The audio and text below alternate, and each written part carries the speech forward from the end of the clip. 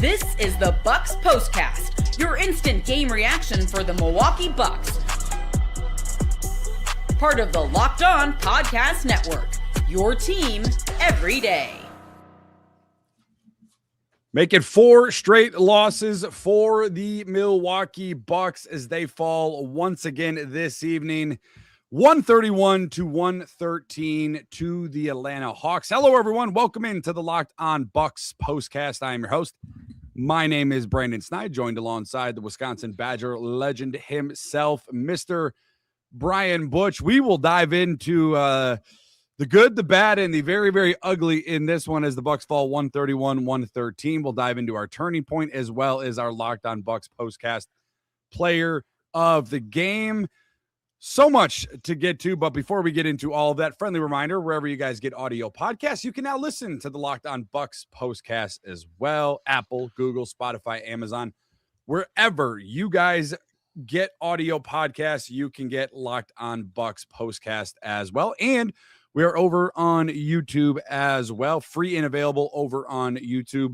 Make sure you subscribe. Make sure you smash that thumbs up on our videos, and make sure you are notified with that little bell. Make sure you get notified when we go live, and we are live now, Butchie, talking about a 131-113 loss for the Bucks, their fourth in a row. They now fall 5 games back, Butchie, of the Atlanta Hawks in the play-in tournament. A missed opportunity, a wasted opportunity, whether you believe the season is over already or not. The Bucks had a chance to beat a team that was directly in front of them in the postseason chase, and they failed to do so this evening, 131-113. How you feeling after this one, Butchie? Well, I think disappointed. You score 71 in the first half, and you're feeling pretty good about what you're doing. And then obviously the third quarter comes and you struggle. Like, I think that's, to me, the biggest thing that I look at with this group is, and we've talked a lot about it, but it's the pounding of the basketball. We've seen the good. You showed us the good for the first half.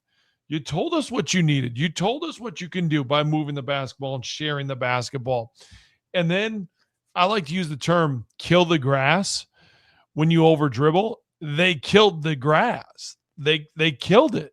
And because they kill it, now bodies don't move, ball doesn't move, and this is what you have. And a lot of that comes with Giannis on the floor. And that's the question, is how do you insert him back with the flow of what you have? And I think that's the biggest question.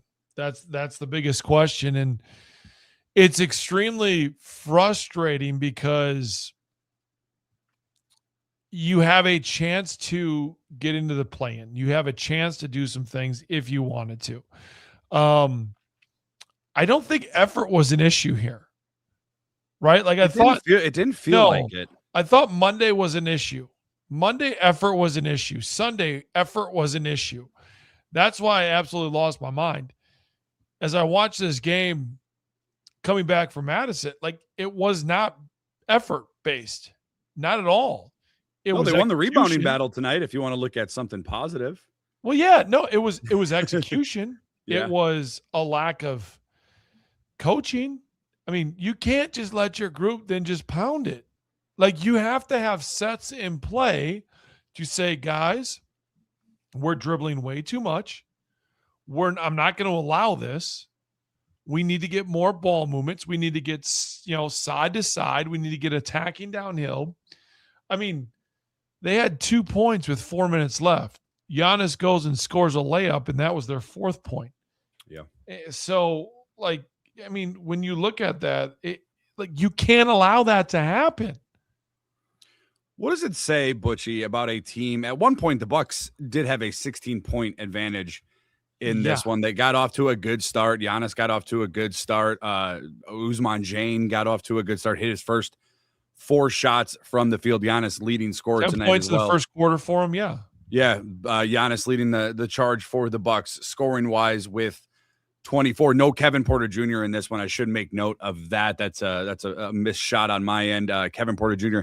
And that may be more serious than it sounds like, because it doesn't sound like a timetable is really being put on that They're calling it a swollen knee that he was dealing with. So it's likely you won't have Kevin Porter Jr. now going forward. But Butchie, when you have a lead at half, and the Bucks were only up 5 at half, you saw some good things in the first half. You saw some bad things, obviously, in the first half with Atlanta being able to crawl back in there when the Bucks were up at 1.16. But what does it say about a team where there was no physical, there was no mental response in that second half? It felt like Atlanta was kind of doing what they wanted to do. Give Atlanta credit. They're 20 for 45 from 3-point range, 44% from 3 tonight, but they were wide open. I mean, I could have hit some of those tonight, but maybe 1 or 2. But, if you give me, 45 chances, but they were wide open tonight. What does that say about a team? Obviously, we probably know what it says about the coaching, that there's no physical, no mental response in that second half whatsoever. Well, let's put it this way. Giannis gets a technical at the end of the game, and I think that's exactly what it says. It's just straight frustration. And spiking the ball at the spiking the ball at the stanchion. And anytime you throw a ball into the stands, stanchion, whatever it is, it's an automatic technical. Player, fan safety, that's their whole thing. And that's what the NBA is, and it's what it always has been. So that didn't surprise me. But to me, it's the initial response, and it was never there. Like, they got punched and they never were able to rebound from that. And it's something that I've said a lot about this team. I think this team, especially this like, something that I said a lot about Bobby Portis. I thought Bobby Portis is a front runner. I've said that now for 4 or 5 years. I feel like a lot of this group has taken that identity. Is this a group you're going to go to the foxhole with? Do you feel comfortable that they're going to battle? I don't. Not as a group. No, not as a group. No. Not as a group. And I think ultimately that has to come from your leader. And if your leader is not getting your group to perform at the level to battle, right? At the level of, we're just going to play hard. If your leader is not doing that, then you don't have the right leader in place. Like with Mike Budenholzer, what would this Bucks team do? I mean, every game they were in. Yeah. Every game they competed. And right now with Doc leading this, it's not happening. And as much as I'd like to say it's got to be player driven, it's still in the end you take the identity of your leader, and I just don't feel like it's there. Bucks fall 131-113, 26-35 now on the season. They're 2 games under 500 at home. They're 2 games under 500 with Giannis in the lineup. What do we make, Butchie, of the I feel like we've had this conversation so many times. We've only been doing the show for a month and a half, but it feels like you and I have had this conversation more times than we should have. And I believe this will probably fall on the shoulders of the guy that every Bucks fans wants to blame, and that's Doc Rivers. Miles Turner today, 22 minutes, Butchie, 8 points. AJ Green, 5 points. AJ Green, 24 minutes, 7 points. I mean, at what point does the AJ Green in the starting rotation experiment have to come to an end? We're probably past that point now of no return. I understand that, but I still think Miles Turner, I know Bucks fans are down on him. I get it. I see it. I understand it. He's a better player than what we've seen here in Milwaukee. He just is. Like there's no, well, maybe he had a few good years in Indy. He got better with Tyrese Halliburton coming there, but he was there for 10 years and he was good. And he was a thorn in the Bucks side for many years. And we're just not seeing that in Milwaukee, but I don't know what to make of those two. AJ Green, since the All-Star break, Butchie, has just not looked right at all. It's not necessarily injury, but just hasn't looked like himself. Well, what did like himself look like first? Let's go back, because himself is a spacer. Yeah, I mean, I suppose. But we've seen games post All-Star break where he has, a couple games where he has no points, a couple games where he has under 5 shot attempts. Like we've seen him shoot the ball a little bit more, prior to this little run or this little spell that he's been on, since the All-Star break, even really before the All-Star break. But I guess I mean, there's a reason they gave him the contract they gave him. We're just not seeing that play out. No. I don't know what that is. I think that's the question we can ask here, Brandon. A bigger picture is because why did they give him that contract? Well, because he could shoot the ball. And when he was able to play with Giannis, and obviously Giannis being injured, these last, handful of games, this last, 5 weeks or so, it hasn't felt like he's really gotten comfortable whatsoever in any set that he's been in, including these last 2 games with Giannis. He had, 7 points in 24 minutes tonight. It's just not going to get the job done. God, I sound like a hater, and I don't want to be that. AJ Green is a spacer. He's not a creator. And he's a streaky guy too. Like he's one of those guys where, and that's where like the deal that was given to my question, I questioned it. Yeah. Now ultimately you need to do that. But AJ, when I say this talent wasn't built to win a championship this year, AJ Green is a great bench player, a great 10-minute spot, space it. He's not a starting guard in the NBA. And I say that in the nicest possible way. But there's no way that AJ Guard is a starter on a championship level team. Can't defend. That's what I mean. Going to rebound, yeah. That's what I'm saying. So when I say that he is like a really great 8th to 9th player, come in, space the floor, knock down some big shots, I'm all for it. But a starter on an NBA championship, because that's the expectations with Giannis. As long as Giannis is here, the expectation should be a championship and in play for one. And you look at general, like we're excited over Pete Nance, we're excited over Cam Thomas, we're excited over Usman Jane.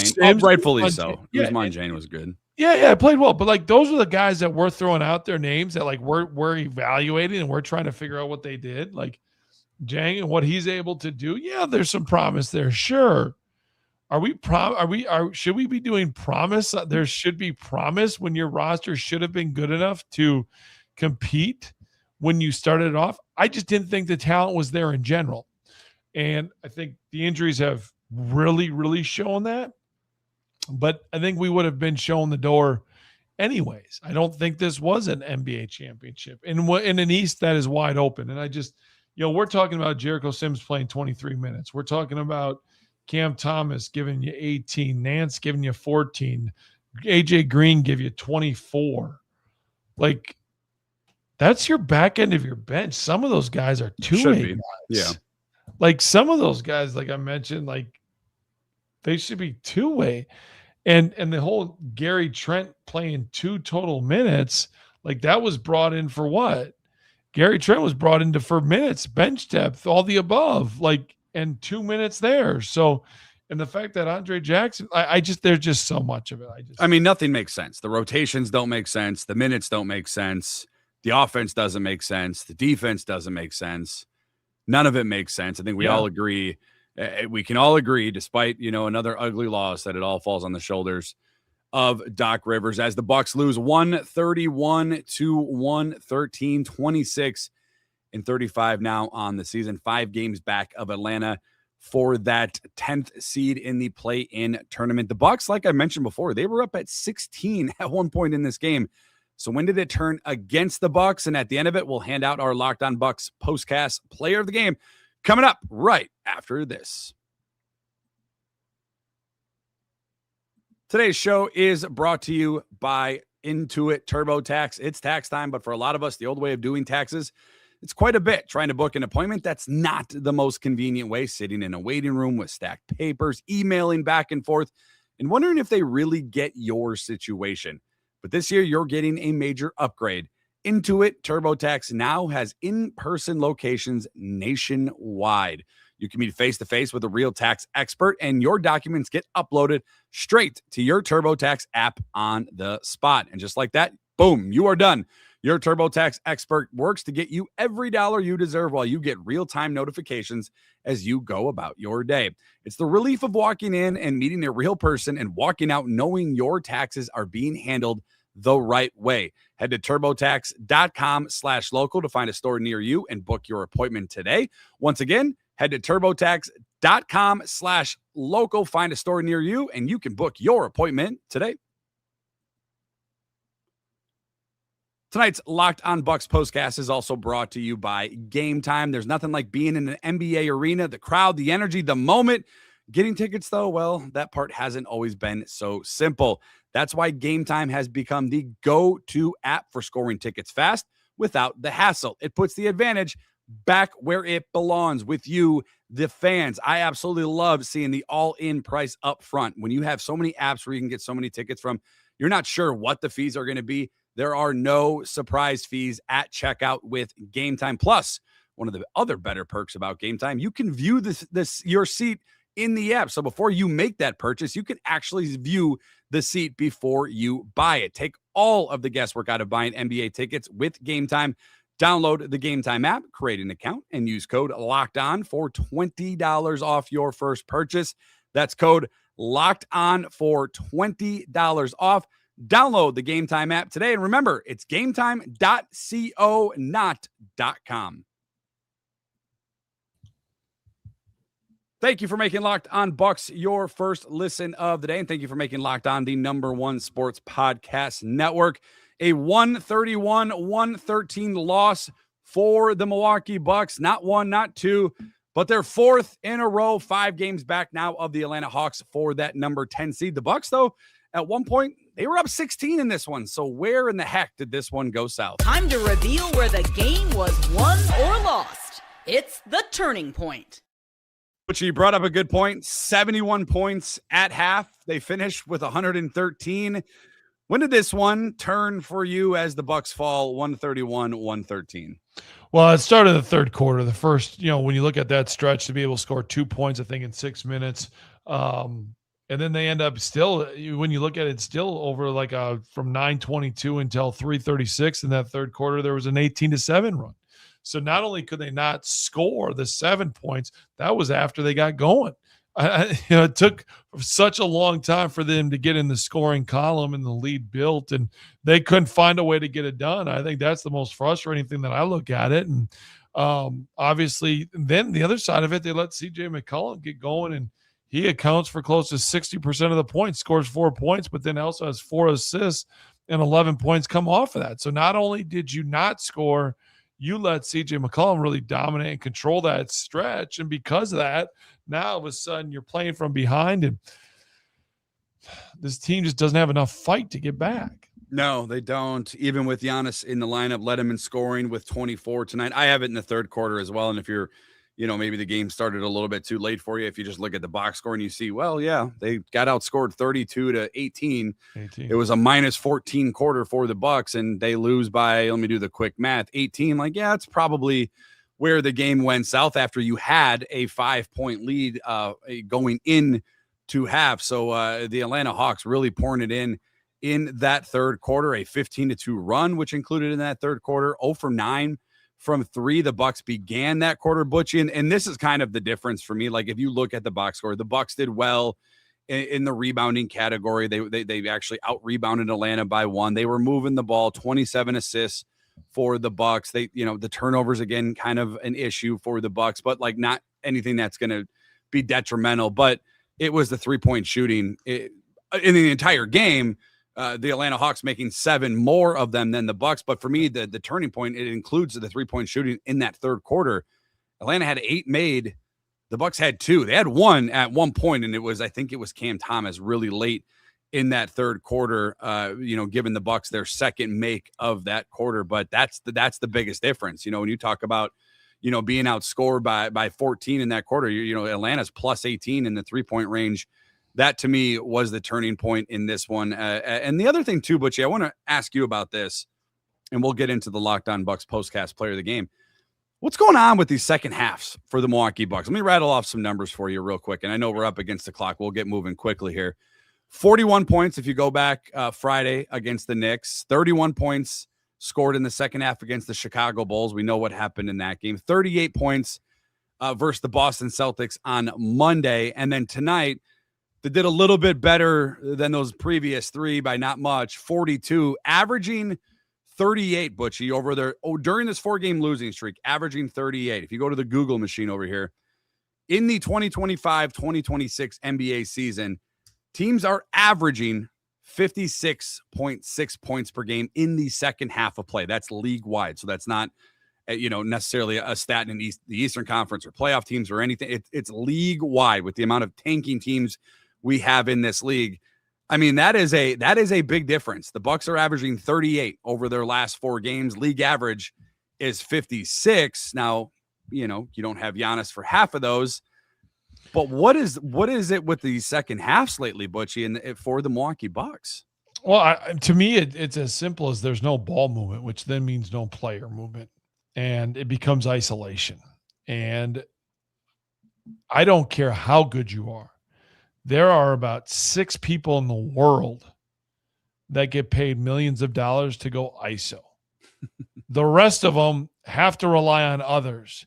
And I'm including 34 in there having to rely on others, because the bodies that are in there when Giannis drives, because he's not an elite shooter, he needs space to create. When there's not driving lanes for Giannis, there's charges waiting on the other end for him.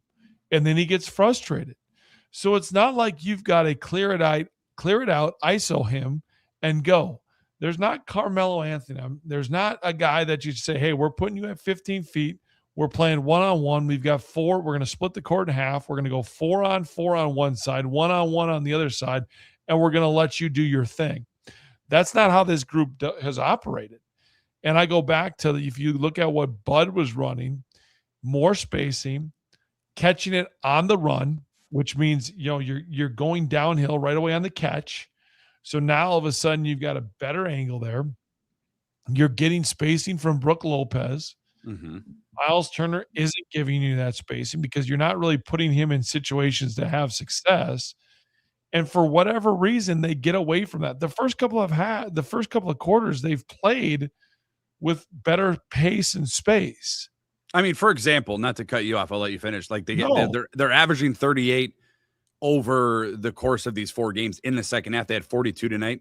In comparison to your point, they had 38 in the first quarter today against the Atlanta Hawks. I mean, but the ball was moving, right? Correct. Like, and I hate to be as simple about that as possible. Well, that's what it comes down to. Because I could talk you through, hey, they're getting more wedge screens, which is the side wedge, like a side pick and roll, more or less, or they're setting more step-up screens, or they're getting more transition opportunity. But it really becomes, when you look at how big those numbers are different, Brandon, it becomes that simple. The ball sticks too much. And it can't. And that's why I go back to, players need to recognize it, coaches need to recognize it, and they need to fix that before you get down and the quarter's over with.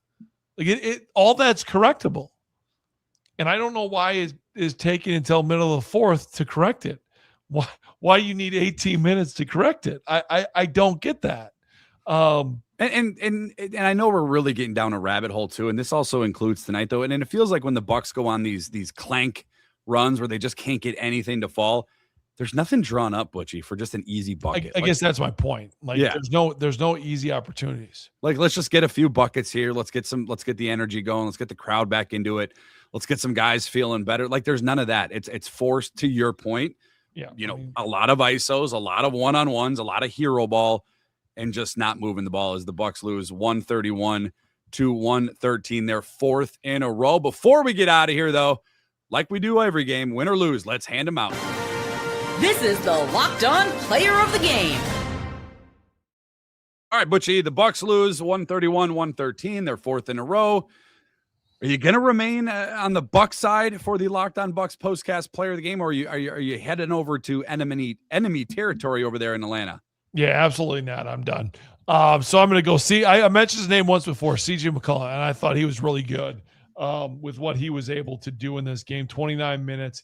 He gives you 18 points for Atlanta, 8 assists in that third quarter stretch, combined for about 60% of that team's offense, with the 4 points, the 4 assists, which resulted in 11 points there. I just look at it there. That's 15 points right there. And during that stretch, obviously offensively, Milwaukee couldn't score on it, but like defensively, they didn't have answers there either. all 5 of the Atlanta starters tonight in double figures scoring. Also, all 5 of the Atlanta starters in double figures in the plus or minus category.